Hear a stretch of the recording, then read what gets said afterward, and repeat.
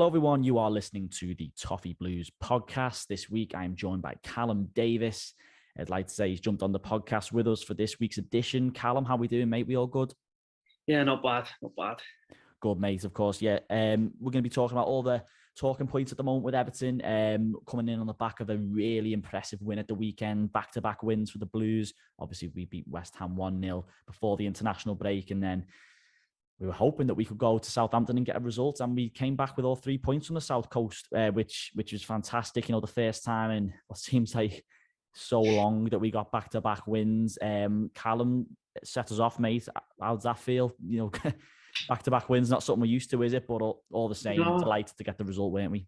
Yeah, well, I thought it was a game that we probably should have been targeting for a win on the road. I mean, I don't expect us to go on the road and blow sides away, especially with how we were last season.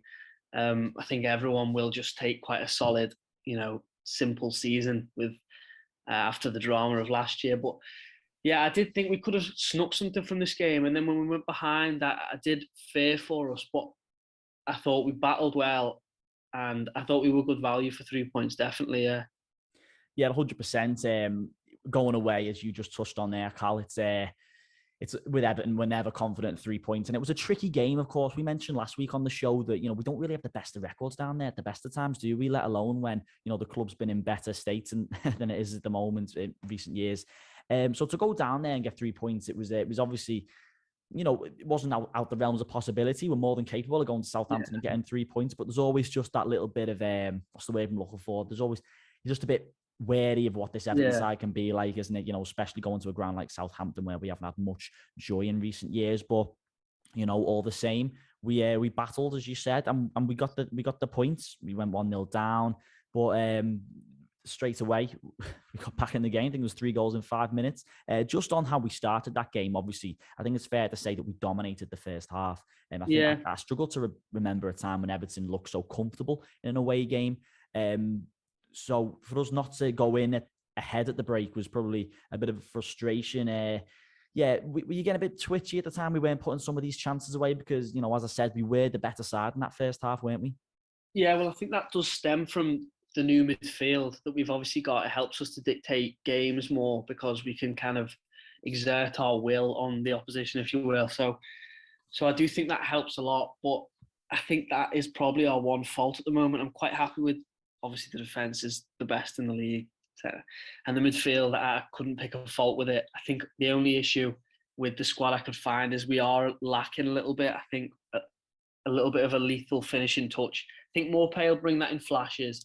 And I think Calvert-Lewin isn't to be relied upon, but when he's there, will give us something akin to that.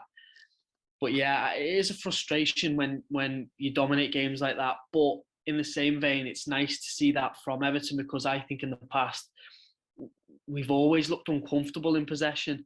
When we've had, say, Michael Keane and Yerry Mina at the back, I think neither of them really know what to do. And especially in managers of the past where we've not really had many patterns of play, I think they've looked, they're looking around, there's no options, and then it'll just end up being pumped to a wing.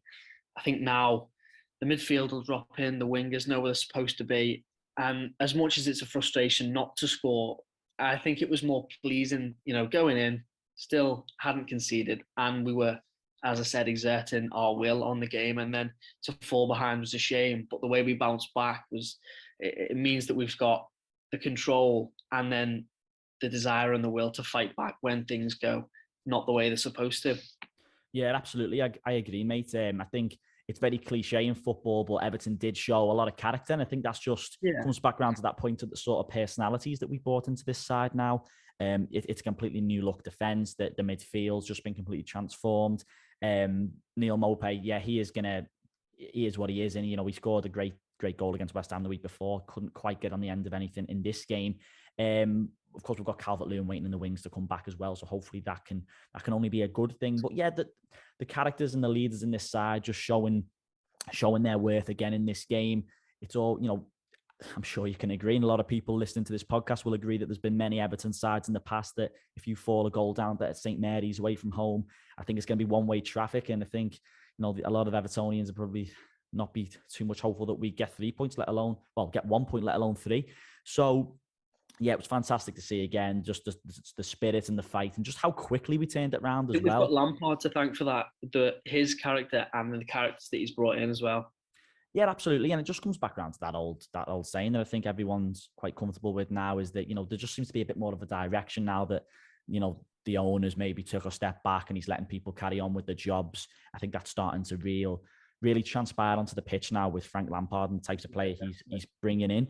So back-to-back wins for Everton, obviously fantastic. We spoke briefly then about leaders and characters. Arguably one of the biggest and most popular at the moment is Mr. Connor Cody. He's just completely transformed this Everton side, hasn't he? The way he talks, the way he carries himself in pre and post match interviews, the way he carries other players through the games. We could sit here all night talking about how good he's been for this Everton side. Just briefly before we touch on the on some of the Connor Cody news that's sort of been circulating in the last couple of days or so. What are your thoughts on how Connor Cody settled into the Everton side? Because I'm sure there's no prizes for guessing that he's certainly transformed this side, hasn't he? Yeah, he's been a massive part of what Lampard's wanted to do, and I think it marks also a smart change in the transfer policy, as you mentioned, with Mashiri stepping back and obviously allowing Thelwell to do his thing, because that's obviously a Thelwell signing, isn't it? I think he was I'm not sure if this is 100%, but he was the one who brought him in at Wolves. So he obviously holds him in a very high regard. I think him and Tarkowski, it goes without saying, but without them, we don't even have half the success and the stability that we've had this season. Yeah, I just think that he's brought in leaders all across the pitch now. So in every position you can see someone who, if things aren't going right, they can pick them up. You've obviously got the obvious candidates in Tarkowski, former Burnley captain, Cody, former Wolves captain, but then even the youth of Onana seems to have bundles of leadership. And I think even you've got your Colemans, which goes without saying, but you see even Pickford, I could name so many players. And in the past, I've always thought Everton were quite spineless. And I think that's been completely shifted in just one summer transfer window. Yeah, 100%. We've gone from crying out for leaders, haven't we? And now you can probably pick about 5 or 6 on that side. You mentioned Tarkowski, Cody. I think Pickford's really come into his own in the last, ever since Benitez left the club, really. He sort of took on the mantle, hasn't he? He wants to carry this club through the tough times. And it was great to see him back in the 11 as well. There was no Calvert-Lewin, obviously. We touched on him briefly before. But I think the biggest sort of shock team news-wise was Dwight McNeil coming into the side for Anthony Gordon. Dwight McNeil, he's been okay. I think he's probably been, I don't like to dig players out as such, but I think it's a fair comment to say he's probably been the least impactful, maybe, of the new signings we brought in. I think that's a nice way of putting it. I don't think that's an insult to him as well, because of how big of an impact of all the other signings have been. Yeah, that's a good point. Yeah. Obviously, he dropped Anthony Gordon. I think that the reason being that he wasn't feeling 100%, which is fair enough. He's played a lot of football. He's still young. I had no issues with that, really. Dwight McNeil, he came in up until the goal. If I'm being totally honest, I don't think he was having the best of games at the time. But you've got to give credit where credit's due, and he put the ball in the back of the net, didn't he? And it was a great finish, wasn't it? Yeah, it was a good finish, and I do agree with you. I think he has struggled in the glimpses that we've seen of him, but I think again he's only 22. I think he's one that can develop into something really special for us, and I think he gives us something a bit different to the likes of Gray and Gordon, who are more tricky, and they can turn left and right and dazzle defenders. He's a pretty direct winger, and you can tell what he's going to do, but sometimes, vast majority of the times, you can't really stop it.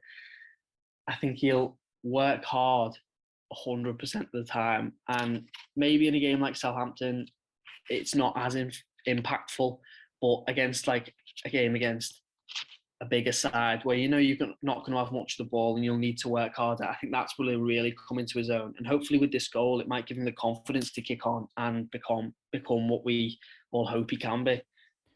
Yeah, let's hope so. Absolutely. Obviously, Dwight McNeil getting the winner there for Everton last weekend. Brilliant for us, obviously. Just moving on for a moment, and we sort of touched on it briefly before, but now obviously I want to talk about the news that Conor Cody, of course, it's easy to forget that he's actually on loan from Wolves. I feel like he's fitted in that well, and he's he's talked to the fans so much. It feels like he's been here for forever, but he's only actually been here for a matter of months. So obviously there's a lot of talk. It would be absolutely ludicrous for Everton not to even think about making his deal permanent. I'm quite confident, that deal will become permanent. I think the club obviously wants it. He obviously wants it. And, if reports are to be believed, the Telegraph report today that the option to take him up on a permanent deal is around £4.5 million. But let's be honest, Cal, it's a no-brainer, isn't it? Conor Cody, I think your money's safe if you were to bet on him to become an Everton player permanently. Yeah, it's an absolute steal, £4.5 million for him, for everything that he brings, not just the leadership qualities, but he is a technically really good footballer. He organises the defence, but then he can ping a pass, and I think it would, as you said, be ludicrous not to take up that option because he's been such a big part of the resurgence. Yeah, it's just been an absolute revelation, haven't we? Even his goals, obviously we know he scored, he put the ball in the net in the Merseyside derby, albeit it was unlucky to be ruled out for offside. But the goal he scored against Southampton, it was quite similar to the goal in the derby, except obviously this one was onside. But you're right, he's got other qualities as well, hasn't he? Obviously, he's a fantastic defender first and foremost, but technically he can really help us out in other ways across the pitch, wasn't he? Because the way he took that finish for the equaliser at the weekend, it was a great finish, yeah. The striker's finish, wasn't it? So there's a lot of things that Conor Cody can offer Everton side. So fingers crossed that he will be becoming an Everton player permanently. And as I say, I think there's a good chance that he will. Other news this week is obviously it's not so much on the pitch, more off the pitch, this news. Obviously on this podcast, we like to cover everything that's happening with Everton at the moment. And yeah, I think it's a fairly decent bit of news. Obviously the kit manufacturer, a lot of people are quite into the kits and the gear and everything. Obviously Everton the make has been Hummel for the last three seasons. I think it's our third season with Hummel being the make. Obviously the news came out that deal has now been extended into 2024, which of course will run into Everton's last season at Goodison Park. So yeah, I think it's worth talking about. Definitely. What have you made of Hummel's kits? Obviously, we have never had them before this deal. So are you happy to see this kit manufacturer extended? I think they've made some quite okay kits, to be honest. Yeah, when we first signed with them, it was quite an unassuming deal, wasn't it? I thought, because we were in a lot of financial trouble, and I assumed it was just the most financially viable deal for Everton. But I think they've probably produced some of the more attractive kits in the last maybe decade or so. There's a few misses, but it's never going to be perfect. And I can't really complain with it. And I think if we were to hand it to anyone to take us into the new stadium, I can't really see it being anyone else. My only gripe would be occasionally you get photos of it peeling off. Yeah. But yeah, what can you do? Yeah, I agree with you. I think Hummel's made some good kits for Everton. I think it's quite, it's an easy move, but it makes a lot of sense. There has been kit record sales since we've been with them. I was a big fan of the first kit they brought out in Ancelotti's first season. I was a big fan of that one. Obviously it's behind closed doors, but I thought that was a great kit. Last season, not so much, but I feel like last season's home shirt, a lot of the reasons why I don't like that is because it's just associated with everything that was last season. So I find it very difficult to get on board that. But I'm a really big fan of it at the moment. So Hummel, a great kit manufacturer, and I'm really pleased that we've managed to secure that deal for albeit an extra year. We'll see what happens. So my question to you now, Callum, is obviously if Hummel are going to be this kit manufacturer for Everton's final season at Goodison Park, do you think we can expect maybe to see some kind of special kit, if you like, commemorative kit, something that Everton can be wearing? Because, of course, it's easy to forget this is next season. I know. It's bizarre. It's mad to think. Yeah, it snuck up on us massively. I don't know whether it's just everything that happened with the pandemic or the horrors of last season. But, next season is the last season at Goodison Park. So what do you think, in your opinion, can we expect from the home shirts for next season? Well, the stake deal, I'm not sure if this is 100% as well, but that should have run out by then. My prayer would be that we pick an aesthetically pleasing sponsor, because I guarantee that will be the year where everyone has to buy a kit, because that is the season where we moved over. I think we'll probably do the normal lineup, and similar to, I'm not sure if you'll remember it, but it was the summer that we signed the Koeman summer where we signed all those players. And Sandro Ramirez is one of them that I remember. Yeah. And we wore, I think it was something associated with Dixie Dean, a kit, and it had like a white collar and no sponsor, and it just had like a simplified badge. Yeah, it was the 125 years of Goodison shirt, wasn't it? That one. Yeah, I think it was the shirt that Sandro scored his one and only goal in a preseason friendly. I think we were playing it. I don't know. I think it was a Sevilla or that was it. That was it. Yeah. Yeah, I think it will see something similar to that, but I do think we'll see something very Goodison themed. Hummel have been quite good as well for integrating the history of the club into, so they'll try and look to the past and past kits, like with goalkeeper kits. I think last season's goalkeeper kit was that the yellow and the black, yellow and blue one. Yeah, that was akin to an old one, stuff like that. So they've obviously got someone working on that kind of stuff. I'm sure they'll have plenty of good ideas for how to properly send off Goodison in the form of a kit. Yeah, definitely. I think a good thing about Hummel as well, which I've picked up on, is that they're very good at taking the fans' advice on board, interacting with fans on social media. And I feel like, that can't be overlooked, can it? The last thing you want is, for so long, hopefully we're starting to see a bit of a change now, but fans of this club have been frustrated with the lack of communication between, themselves and the powers that be. So communication's massive in football now, not just with Everton, just in sport, in the Premier League, in football in general. So to have a kit manufacturer who, talks to the fans and, takes on suggestions and all the rest of it, it's a great thing. And I feel like a lot of people are very happy. I think a lot of the feel on social media has been very positive with the extension of this deal. You're always going to get people who are going to want, big multi-million pound deals with Nike and Adidas, but that's just not going to happen at the moment. But yeah, that's fine by me. So yeah, Hummel have extended their deal to 2024, taking Everton into a fourth season with, I think it's the German manufacturers. Am I right in saying? I think they are German. Yes, that's correct. Okay. Yeah. Moving on. Bit of talk. Obviously, we're all aware in the summer there was a lot of talk about Everton potentially being sold to an American consortium led by Peter Kenyon. That sort of went down like a lead balloon a little bit in the weeks leading up to the season. There was talk that, I don't know, the exclusivity period ran out, or they couldn't agree on certain aspects, whatever, and it all went very quiet. And then obviously Farhad Moshiri came out, we come back to that point about communication, and he said that, Everton Football Club is not for sale. He didn't rule out, obviously he wanted some investment in terms of the stadium. But in the last week or so, there's been a couple of stories doing the rounds about how potentially there are some buyers coming into the club. What's your take on all this, Callum? Because we're all aware of what happened with the consortium in the summer. That sort of didn't take off, if you like.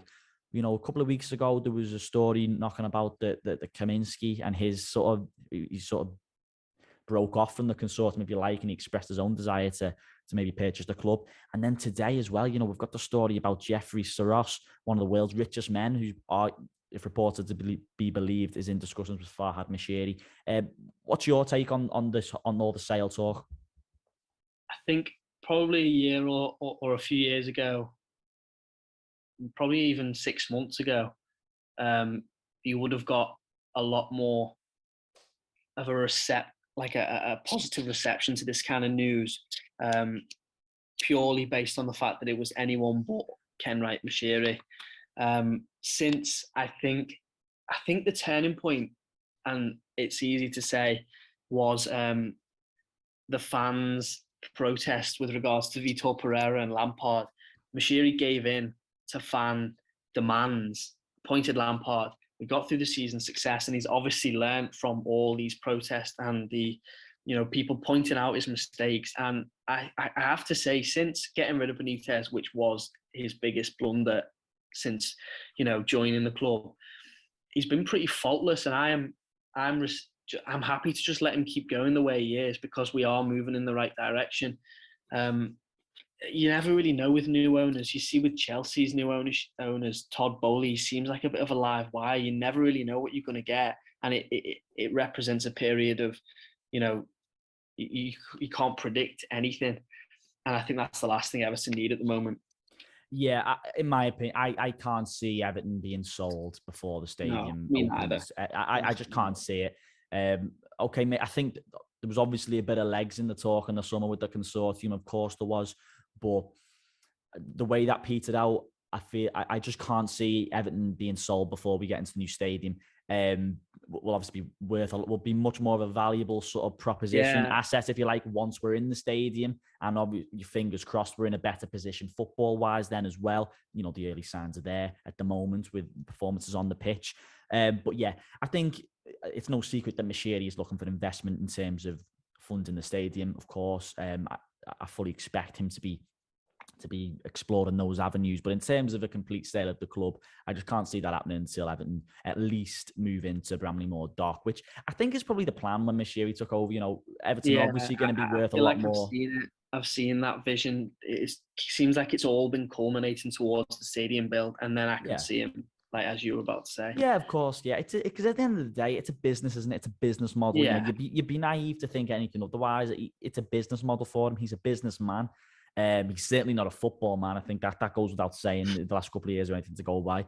But yeah, Everton are worth a lot more in a 55,000 whatever seater stadium on the banks of the Mersey.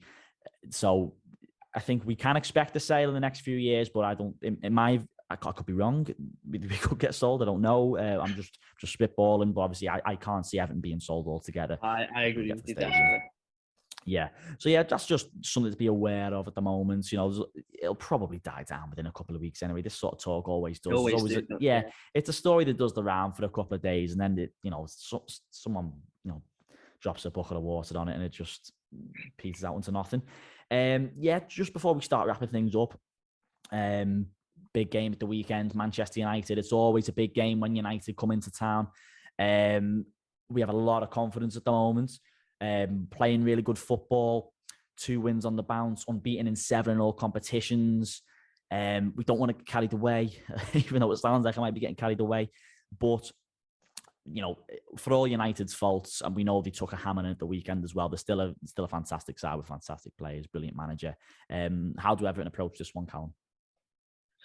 I think the game will be won in the midfield, as is so often the case. But I think particularly on Sunday, I think what the positive thing I think that's come out of the loss on the weekend is the fact that Ten Hag will be able to reshuffle the side as he sees fit without, losing morale. They'd obviously won 4 on the run before that game. The likes of McTominay were actually playing quite well.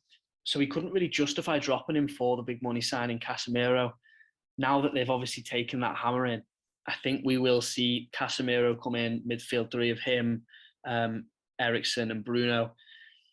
I think that's where the game is won if we can keep them quiet, because the defence isn't spectacular and the front 3 without the service isn't going to create much on its own.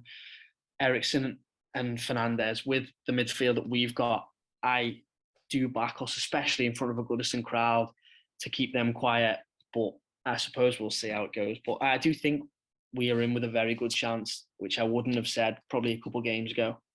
Yeah, of course. I think a lot of people are probably confident playing most sides at the moment in the Premier League, at home certainly. It's a bit of a mixed bag when we play Man United at Goodison. We've had our fair share of fantastic results, don't get me wrong. But also, we have been turned over by them a few times as well.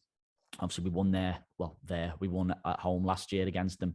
That Anthony Gordon deflected strike, which proved to be a really important 3 points for us, which obviously went on to help us in our survival.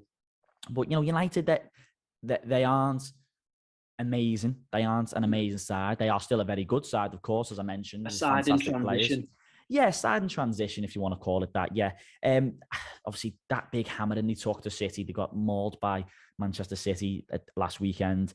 I don't know if that's the most ideal thing to happen, because I remember earlier in the season when they got mauled by Brentford as well, and then they came in off that. Obviously, Ten Hag got them in off the back of a really disappointing result, and then they got a big win against Liverpool.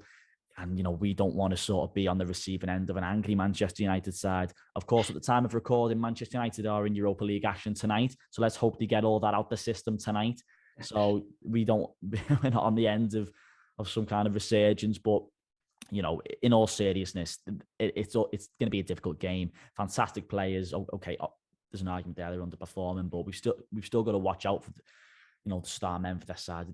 Individually, they're still brilliant players, aren't they? Jadon Sancho, Casemiro, Marcus Rashford, who's hit a bit of form this season, Christian Eriksen, Fernandes, Cristiano Yeah, Ronaldo. They're they trouble fantastic any players. side, couldn't they? They could trouble any side, but I think I think if we were to keep it nice and tight, which we have done, and not allow space in behind, then the likes of maybe less so Sancho, but Rashford, Martial will struggle without something to run towards. And then also, I think set pieces are somewhere where we could be really dangerous, because obviously we've been so solid defensively, but also going forward, we've threatened the goal on Saturday, scored from a little set piece routine, and on a back across to Cody. And we saw that Brentford troubled them when targeting Martinez, the centre back. They've not got a great deal of height in their side. Maybe the centre back, whether it be Varane or Maguire, and then Casemiro. And then realistically, there's not much height. We should have Tarkowski, Onana, Cody, whoever else, all going up. I think the game could be won by slender margins like that if we keep it tight. Yeah, 100%. If we are going to beat them, it's not going to be. It's unlikely that we'll battle them as such. You never know, but still, we've got to remain sort of pragmatic in our approach to this game. Very good side. Yeah. This sort of marks the beginning of a bit of a tough period for Everton, if you like. We've got some really tough games coming up, which is just reinstates the importance of those wins against West Ham and Southampton, I think, as well.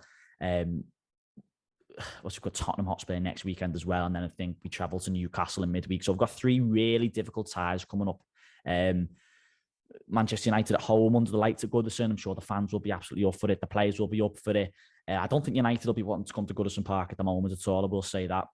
No. They will not be fan. Don't think many teams would. No, not at all.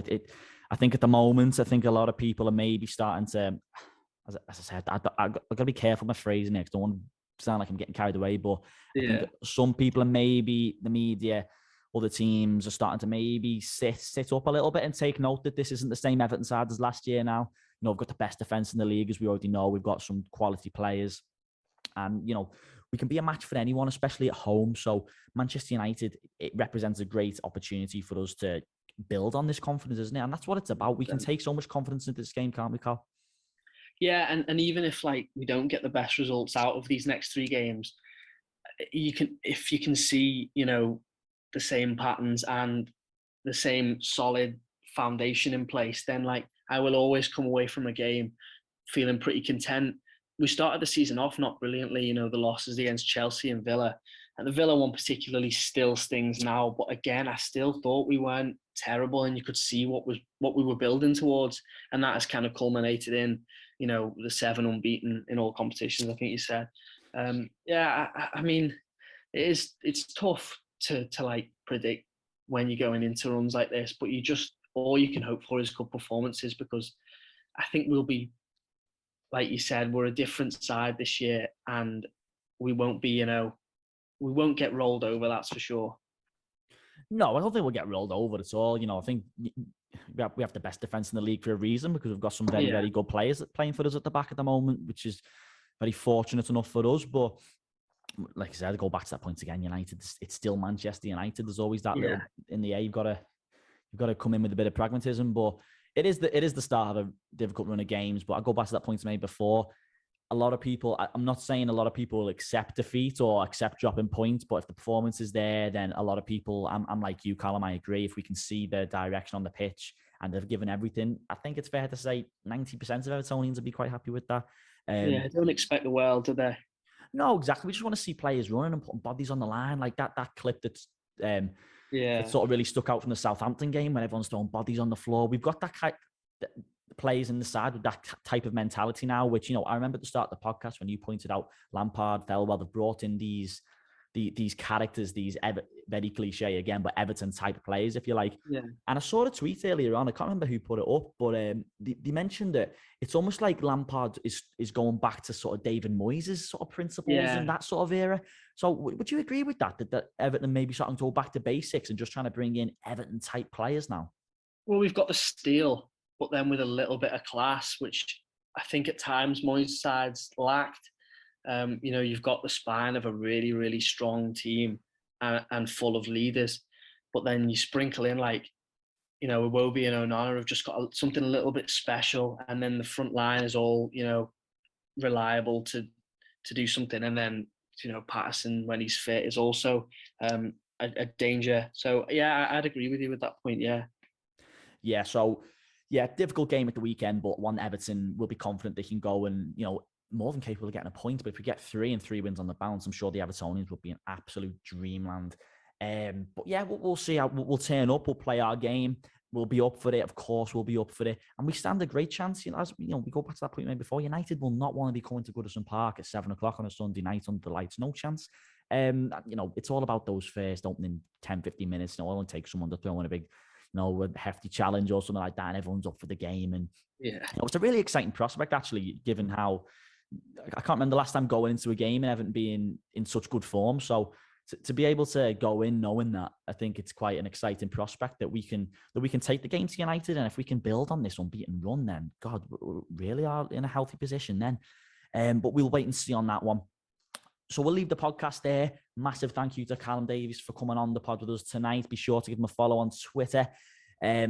You can get the Toffee Blues podcast wherever you get your usual podcast. There's also a version going out on YouTube, of course. So be sure to like, comment, and subscribe if you haven't done so already. So yeah, thank you for listening, and we shall see you next week on next week's episode of the Toffee Blues podcast. So thanks for listening, everyone, and take care.